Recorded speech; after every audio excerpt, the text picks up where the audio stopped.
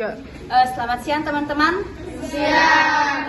Perkenalkan, nama saya Jir Sembolo dengan NIM S2314111839 sebagai moderator untuk kelompok 4. Adapun susunan acara yang pertama, pembukaan yang sedang berlangsung, yang kedua pemaparan materi dari kelompok 4, dan yang ketiga proses tanya jawab. Ada 2 sesi, yaitu pertanyaan dengan wajib dan yang kedua secara umum.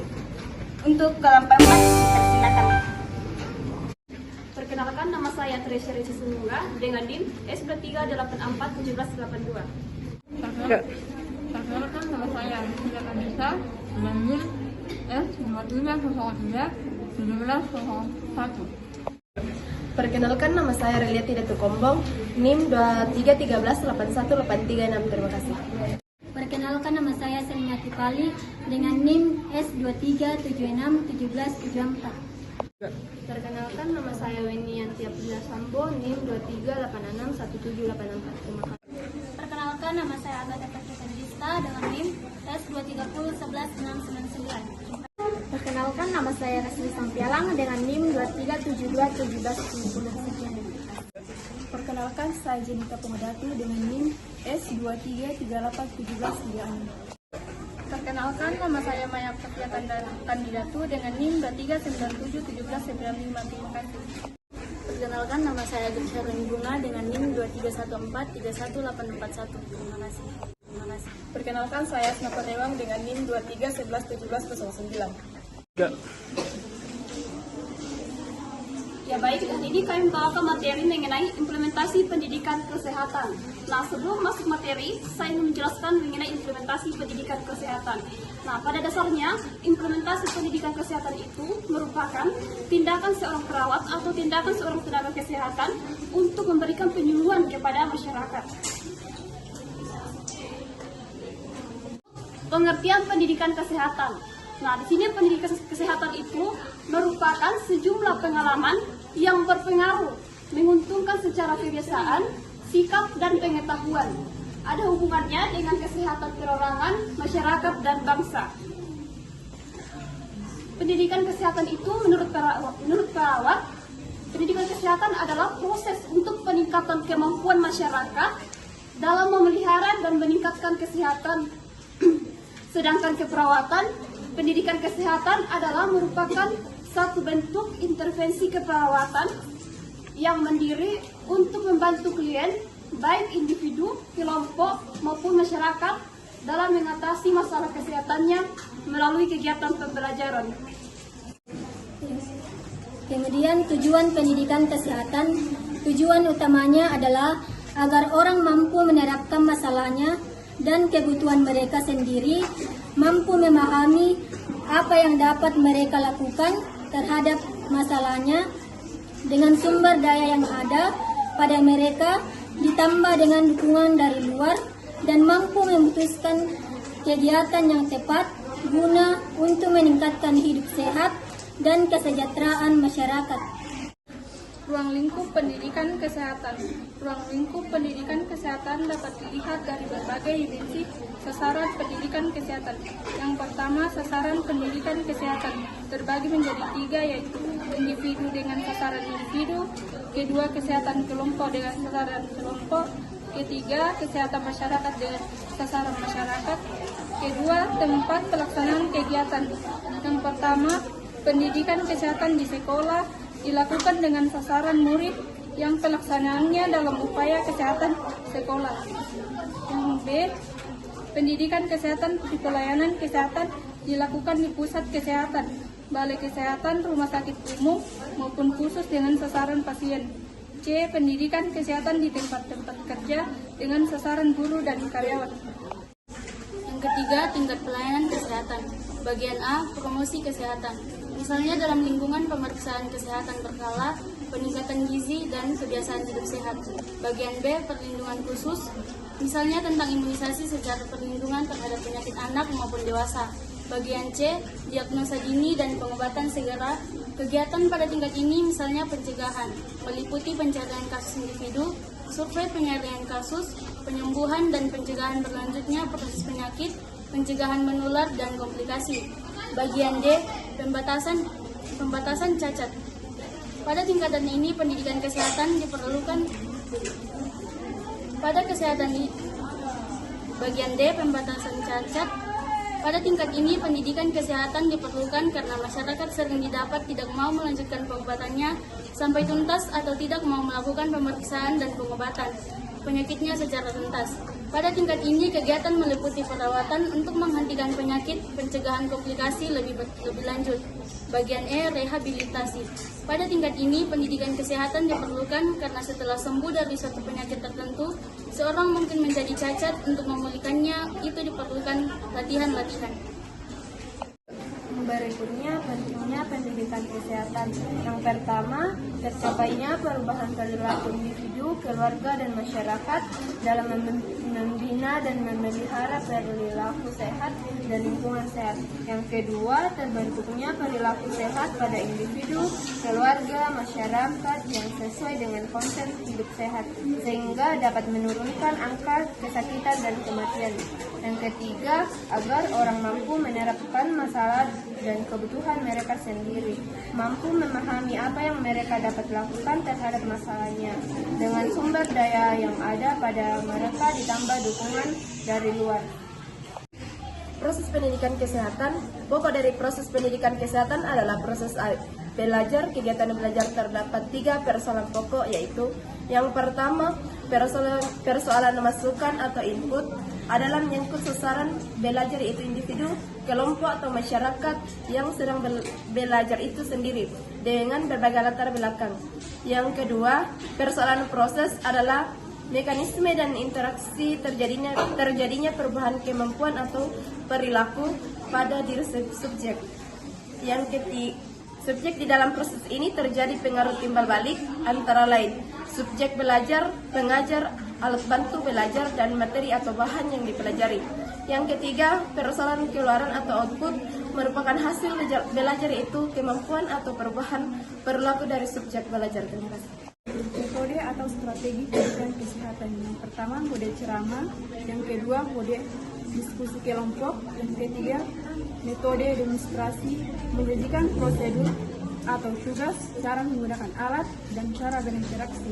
Yang keempat, kompetensi budaya, menghormati perbedaan budaya dan menyesuaikan pesan. Yang kelima, mendekat multimodal, menggabungkan penyampaian verbal, tertulis, dan digital. Aspek tersebut dalam pendidikan kesehatan. Yang pertama yaitu persepsi masyarakat terhadap sehat dan sakit. Masyarakat mempunyai batasan sehat atau sakit yang berbeda dengan konsep sehat dan sakit. Versi sistem medis modern atau penyakit disebutkan oleh makhluk halus, guna-guna, dan dosa. Yang kedua, kepercayaan. Kepercayaan sangat dipengaruhi oleh tingkah laku kesehatan. Beberapa pandangan berasal dari agama tertentu. Contoh, orang Islam di pedesaan menganggap bahwa penyakit adalah cobaan dari Tuhan dan kematian adalah kehendak Allah.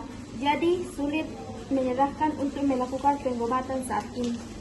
Nomor 3, pendidikan. Masih banyak penduduk yang berpendidikan rendah. Petunjuk kesehatan selalu sulit diungkap atau hilang kalau menyampaikan tidak sesuai dengan tingkat pendidikan. 4, nilai kebudayaan. Masyarakat Indonesia terdiri dari macam-macam suku, bangsa yang mempunyai perbedaan dalam memberi nilai pada satu objek tertentu. Nilai kebudayaan ini memberi arti dan arah pada hidup filosofi masyarakat terhadap kebutuhan dan pilihan mereka untuk bertindak. Dan masih banyak lagi aspek sosial budaya dalam pendidikan kesehatan. Selanjutnya, langkah implementasi. Penilaian awal, mengevaluasi pengetahuan dasar pasien. 2. Perencanaan, mengembangkan rencana pendidikan yang disesuaikan. Pelaksanaan, menyampaikan pendidikan melalui metode dan alat yang dipilih. Tindak lanjut, penilaian terus-menerus. Diucapkan terima kasih untuk kelompok EPAS yang telah memaparkan materinya. Kita masuk ke acara yang ketiga, yaitu sesi tanya jawab secara wajib dari tiap kelompok. Silakan. Diucapkan terima kasih untuk kelompok 4 yang telah memaparkan materinya. Kita masuk ke acara yang ketiga, yaitu sesi tanya jawab secara wajib dari tiap kelompok. Silakan. Oke, baik. Perkenalkan, nama saya Ratu Sero dengan NIM 23691767, perwakilan dari kelompok 1. Pertanyaannya, bagaimana Anda menggunakan teknologi untuk meningkatkan akses siswa terhadap informasi kesehatan dan bagaimana Anda menilai dampaknya? Ya baik, perkenalkan nama saya Nurmilanti Kuliling dengan NIM 2311919117. Saya perwakilan dari kelompok 2. Pertanyaan saya untuk kelompok 4 yaitu bagaimana penerapan pendidikan kesehatan di tempat-tempat kerja dengan sasaran guru atau karyawan? Baik, perkenalkan nama saya Sabtika Simon dengan NIM S237517773. Saya perwakilan dari kelompok 8 ingin mengajukan pertanyaan ke kelompok 4. Apa saja peran pendidikan kesehatan dalam pelayanan kesehatan? Terima kasih. Perkenalkan saya Febrina Kirayuk, NIM S23651763. Saya perwakilan dari kelompok 9. Pertanyaannya, seperti apa contoh pendidikan yang klien butuhkan dalam proses penyembuhan dalam menghadapi penyakit yang dideritanya? 3. Baik, terima kasih atas kesempatan yang diberikan kepada saya. Perkenalkan, nama saya Maria Mengesak dengan NIM S23511749. Saya mewakili kelompok 7 untuk mengajukan pertanyaan kepada kelompok 4. Pertanyaannya, bagaimana cara mengevaluasi pemahaman klien setelah sesi pendidikan kesehatan klien? Terima kasih. Perkenalkan, nama saya Rana Palentek dengan NIM 2314013838. Di sini saya akan mewakili kelompok 6 dengan pertanyaan, sebutkan metode apa saja yang bisa digunakan dalam pelaksanaan pendidikan kesehatan. Terima kasih. Perkenalkan, nama saya Desli Kesaman dengan NIM S23941792. Saya perwakilan dari kelompok 10 ingin bertanya kepada kelompok 4. Bagaimanakah Anda dapat mengembangkan program pendidikan kesehatan yang berfokus pada kesehatan mental dan bagaimana Anda menilai dampaknya? Terima kasih. Terima kasih atas kesempatan yang diberikan kepada kami. Kami dari kelompok 5 untuk mengajukan pertanyaan kepada kelompok 4. Diucapkan terima kasih untuk teman-teman yang telah mengajukan pertanyaannya, dan untuk kelompok 4 disilakan untuk menjawab pertanyaan tersebut. Baik, di sini saya akan menjawab pertanyaan dari kelompok 1. Bagaimana Anda menggunakan teknologi untuk meningkatkan akses siswa terhadap informasi kesehatan dan bagaimana Anda menilai dampaknya? Menggunakan teknologi untuk meningkatkan akses siswa terhadap informasi kesehatan dapat dilakukan melalui berbagai metode. Berikut beberapa cara yang diimplementasikan serta metode untuk menilai dampaknya. Cara menggunakan teknologi untuk meningkatkan akses. Yang pertama, platform pembelajaran online. Menggunakan platform seperti Moodle, Google Classroom atau Canvas untuk menyediakan materi pendidikan kesehatan yang diakses kapan saja. Contohnya, modul kesehatan yang mencakup video, artikel, dan kuis interaktif. Yang kedua, media sosial. Menggunakan media sosial untuk menyebarkan informasi kesehatan, tips harian, dan konten edukatif. Contohnya, akun Instagram atau Facebook yang memposting infografis tentang gizi seimbang atau cara mencegah penyakit menular. Cara menilai dampak teknologi terhadap akses informasi. Yang pertama, analisis data penggunaan. Mengumpulkan dan menganalisis data platform seperti jumlah akses, waktu yang dihabiskan, dan tingkat penyelesaian modul. Contohnya, melacak beberapa siswa yang menonton edukasi sepenuhnya dan mengajarkan kuis yang disediakan. Yang kedua, studi kasus. Melakukan studi kasus pada kelompok tertentu untuk mengamati perubahan perilaku kesehatan setelah akses ke teknologi pendidikan. Contohnya, studi kasus tentang aplikasi nutrisi pada kebiasaan makan siswa selama 1 semester. Apakah jawaban kami diterima? Terima kasih. Baik, saya akan menjawab pertanyaan dari kelompok 2. Pertanyaannya yaitu bagaimana penerapan pendidikan kesehatan di tempat-tempat kerja dengan sasaran guru atau karyawan. Penerapan pendidikan kesehatan di tempat kerja yang menyasar guru atau karyawan dapat dilakukan melalui berbagai strategi yang efektif dan dapat diakses oleh seluruh karyawan, seperti program edukasi berkala, workshop dan pelatihan, kampanye kesadaran kesehatan, program kesehatan dan kebugaran, konseling dan dukungan, penggunaan teknologi, wearable, poster, dan infografis. Dengan menerapkan strategi-strategi tersebut, perusahaan dapat meningkatkan kesehatan dan kesejahteraan karyawan, mengurangi absensi akibat masalah kesehatan, meningkatkan produktivitas, dan menciptakan lingkungan kerja yang lebih sehat dan menyenangkan. Terima kasih. Baik, di sini saya akan menjawab pertanyaan dari kelompok 3. Bagaimana cara Anda menjaga diri agar tetap hidup sehat dan berikan contohnya? Yang pertama, pola makan seimbang, mengonsumsi sayur dan buah, mengurangi gula dan garam, minum air yang cukup. Yang kedua, olahraga teratur, jalan kaki atau bersepeda, melakukan aktivitas fisik ringan seperti berjalan kaki atau bersepeda setidaknya 30 menit setiap hari. Latihan kardio dan kekuatan, menyertakan latihan kardio yaitu seperti lari atau berenang, dan latihan kekuatan seperti angkat beban atau yoga. Yang ketiga, tidur yang cukup. Contohnya, mengikuti pola makan seimbang, menerapkan diet Mediterania yang kaya akan sayur, buah, kacang-kacangan, dan minyak zaitun. Bersepeda dan yoga, bersepeda ke tempat kerja beberapa kali seminggu, dan rutin mengikuti kelas yoga untuk fleksibilitas dan kekuatan. Terima kasih. Baik, di sini saya akan menjawab pertanyaan dari kelompok 5. Jelaskan sasaran pendidikan kesehatan. Sasaran pendidikan kesehatan itu sendiri terbagi 3. Yang pertama, sasaran primer. Sasaran primer, masyarakat pada umumnya menjadi sasaran langsung. Segala upaya pendidikan kesehatan sesuai dengan permasalahan kesehatan, maka sasaran ini dapat dikelompokkan menjadi kepala keluarga untuk masalah kesehatan umum, ibu hamil dan menyusui untuk masalah KIA, anak sekolah untuk kesehatan remaja dan sebagainya. Yang kedua, sasaran sekunder. Sasaran sekunder pendidikan kesehatan adalah tokoh masyarakat, tokoh agama, tokoh adat dan sebagainya. Setelah diberikan pendidikan kesehatan, diharapkan kepada kelompok ini akan memberikan pendidikan kesehatan pada masyarakat di lingkungannya. Selain itu juga diharapkan mereka mampu menjadi role model serta memberikan contoh penerapan pendidikan kesehatan yang telah diberikan. Yang ketiga, sasaran tersier.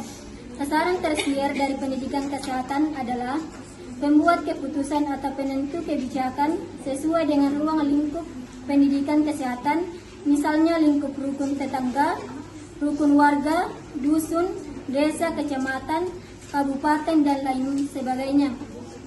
Pendidikan kesehatan melalui kebijakan-kebijakan atau keputusan-keputusan akan berdampak pada perilaku kelompok, sasaran sekunder maupun primer. Terima kasih. Baik, di sini saya akan menjawab pertanyaan dari kelompok 6, yaitu metode apa saja yang bisa digunakan dalam pelaksanaan pendidikan kesehatan. Dalam pelaksanaan pendidikan kesehatan, berbagai metode dapat digunakan untuk memastikan pesan-pesan kesehatan tersampaikan dengan efektif dan diterima oleh audiens yang beragam. Ada 4 metode yang digunakan, yaitu ceramah, yang kedua diskusi kelompok, yang ketiga demonstrasi, yang keempat komponen budaya. Saya akan menjawab pertanyaan dari kelompok 7. Pertanyaannya, bagaimana cara mengevaluasi kemampuan klien setelah sesi pendidikan kesehatan klien? Jawabannya yaitu yang pertama, pertanyaan langsung. Setelah sesi pendidikan kesehatan, Anda dapat mengajukan pertanyaan langsung kepada klien untuk memastikan pemahaman mereka terhadap informasi yang telah disampaikan. Kedua, diskusi. Melakukan diskusi dengan klien tentang topik-topik yang telah disampaikan selama sesi pendidikan kesehatan. Yang ketiga, simulasi. Meminta klien untuk melakukan simulasi atau menjelaskan kembali informasi yang telah disampaikan. 4. Evaluasi tulisan.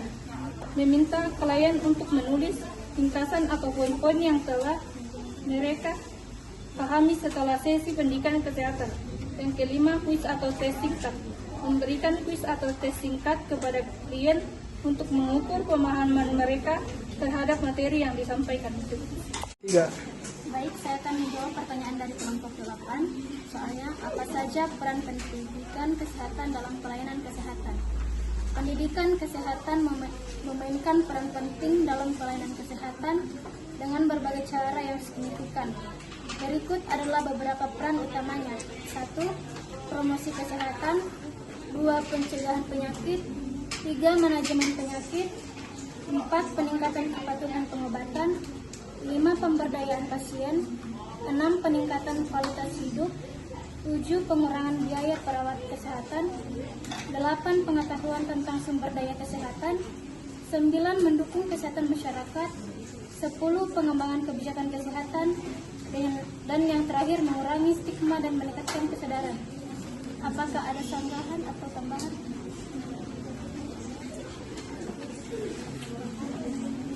Lalu, di sini saya akan menjawab pertanyaan dari kelompok sebelum. Bagaimana Anda menyembangkan program pendidikan kesehatan yang berfokus pada kesehatan mental dan bagaimana Anda menilai dampaknya? Dapat kami susun dalam 5 bagian, yaitu 1. Mengimplementasi kebutuhan komunikasi, melakukan interview atau wawancara dengan pasien. 2. Menyusun tutorium, menyempurnakan materi pembelajaran yang relevan dalam kebutuhan komunitas. 3. Melibatkan ahli, menggunakan ahli kesehatan mental untuk memberi pelatihan dan kepada guru dan staf pendidikan. 4. Menggunakan metode pembelajaran yang beragam. Menggunakan metode pembelajaran yang beragam seperti diskusi kelompok, simulasi, dan proyek. 5. Evaluasi dampak. Melakukan evaluasi berkala terhadap program, termasuk kepuasan orang tua dan siswa serta pengamatan perubahan perilaku dan sikap terhadap kesehatan mental. Diucapkan terima kasih untuk kelompok 4 yang telah menjawab pertanyaan dari tiap kelompok. Selanjutnya kita melangkah cara yang berikutnya, yaitu sesi tanya jawab secara umum. Bagi teman-teman yang ingin bertanya, dipersilakan. Ya, perkenalkan, nama saya Rizka Tarung Padang, NIM S233-51733. Saya akan bertanya tentang bagaimana pendidikan kesehatan dikatakan sebagai salah satu upaya promosi kesehatan. Perkenalkan, nama saya Claudia Ranterero dengan NIM 23401738. Di sini saya akan memberikan pertanyaan umum untuk kelompok 4. Jika nantinya kalian menjadi seorang perawat, metode apa saja yang kalian ingin terapkan dalam strategi pendidikan kesehatan? Terima kasih. Baik, terima kasih. Perkenalkan, nama saya Nurmilati Puliling dengan NIM 2311911817. Saya dari kelompok 2. Pertanyaan saya untuk kelompok 4 yaitu, bagaimana tanggapan kalian jika seorang pelayan kesehatan itu sendiri tidak menunjukkan sebuah pendidikan kesehatan yang baik? Terima kasih. Perkenalkan, nama saya Tiara Aminata dengan NIM S23851783. Pertanyaan saya, apa peran teknologi dalam mendukung implementasi pendidikan kesehatan untuk klien? Perkenalkan, nama saya Nelma Andarias dari kelompok 3 dengan NIM 23621760. Di sini saya akan bertanya kepada kelompok 4. Pertanyaan saya, seberapa fleksibel program pendidikan kesehatan dalam menyesuaikan perubahan kebutuhan klien dan perkembangan ilmu pengetahuan? Diucapkan terima kasih untuk teman-teman yang telah mengajukan pertanyaannya, dan untuk kelompok 4 disilakan untuk menjawab pertanyaan tersebut. Baik, saya akan menjawab pertanyaan dari kelompok 3 yang mengatakan, jika nantinya kalian menjadi seorang perawat, kira-kira metode apa yang kalian ingin terapkan dalam strategi pendidikan kesehatan? Nah, kita sebagai seorang perawat, teman-teman, ada beberapa metode yang harus kita lakukan agar efektif. Nah, yang pertama itu adalah penyuluhan. Nah, penyuluhan ini bisa kita lakukan melalui 2 cara. Yang pertama itu penyuluhan secara langsung, Dan yang kedua itu penyuluhan secara tidak langsung yang bisa digunakan melalui media seperti poster, brosur, atau video. Kemudian yang kedua, konseling individu, di mana di sini kita bisa memberikan konseling secara personal kepada pasien mengenai masalah kesehatan mereka. Yang ketiga, pelatihan keterampilan. Di sini kita sebagai seorang perawat dituntut untuk mengajarkan bagaimana keterampilan yang praktis kepada pasien seperti teknik perawatan mandiri. Kemudian yang keempat, demonstrasi dan latihan praktis. Di sini kita bisa melakukan demonstrasi langsung dan latihan praktis bersama pasien untuk memastikan mereka memahami dan mampu melakukan tindakan kesehatan tertentu dengan benar. Kemudian materi edukasi Lalu, di sini saya akan menjawab pertanyaan dari kelompok 7, yaitu bagaimana pendidikan kesehatan bisa dikatakan sebagai salah satu upaya promosi kesehatan. Jawaban tadi, pendidikan kesehatan merupakan bagian dari promosi kesehatan, yaitu promosi untuk meningkatkan kemampuan masyarakat dalam memelihara dan meningkatkan kesehatannya, dan tidak hanya mencari diri pada peningkatan pengetahuan, sikap dan karakter kesehatan saja, tetapi juga meningkat atau memperbaiki lingkungan. Terima kasih. Di sini saya akan menjawab pertanyaan dari kelompok 3. Seberapa fleksibel program pendidikan kesehatan dalam menyesuaikan perubahan kebutuhan klien dan perkembangan ilmu pengetahuan? Beberapa faktor yang mendukung fleksibilitas ini meliputi yang pertama, kurikulum dinamis, yaitu program pendidikan kesehatan seringkali mempengaruhi kurikulum mereka untuk mencerminkan penemuan terbaru dan praktek terbaik dalam bidang kesehatan. Yang kedua, pelatihan berkelanjutan, yaitu banyak program menawarkan pendidikan berkelanjutan dan pelatihan tambahan bagi praktik kesehatan untuk menjaga keterampilan dan pengetahuan mereka. Yang ketiga, respons terhadap kebutuhan klien. Program pendidikan kesehatan sering mengadakan survei dan penelitian untuk memahami kebutuhan klien. Terima kasih. Baik, saya akan menjawab pertanyaan dari kelompok 7, soalnya apa peran teknologi dalam mendukung implementasi pendidikan kesehatan untuk klien? Peran teknologi dalam mendukung implementasi pendidikan kesehatan untuk klien adalah sangat signifikan. Teknologi dapat membantu dalam beberapa cara. Yang pertama, penggunaan media digital. Teknologi memungkinkan penggunaan media digital seperti video, gambar, dan animasi untuk menjelaskan konsep kesehatan yang kompleks dengan cara yang lebih interaktif. 2. Akses informasi. Teknologi memungkinkan akses informasi yang lebih luas dan cepat, sehingga klien dapat memperoleh informasi yang akurat dan terupdate tentang kesehatan secara online. Yang ketiga, penggunaan telemedicine.